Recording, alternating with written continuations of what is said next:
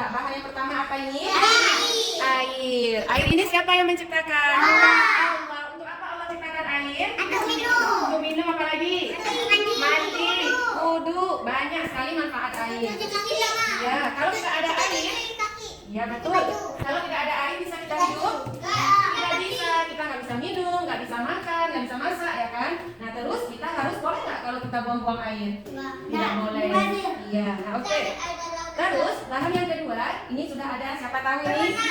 Ini بيدي ألمس وجه الجدة بالعينين أرى الأعلام تخفق في أمن وسلام بالعينين أرى الأعلام تخفق في أمن وسلام بالأذنين أسمع تغريد العصفور وهو يحلق فوق الدور بلساني أتذوق حلوى وبها جسمي يصبح أقوى أنا إنسان لي إحساس أملك دوما 5 حواس بالأنف أشم الوردة بيدي ألمس وجه الجدة بالعينين أرى الأعلام تخفق في أمن وسلام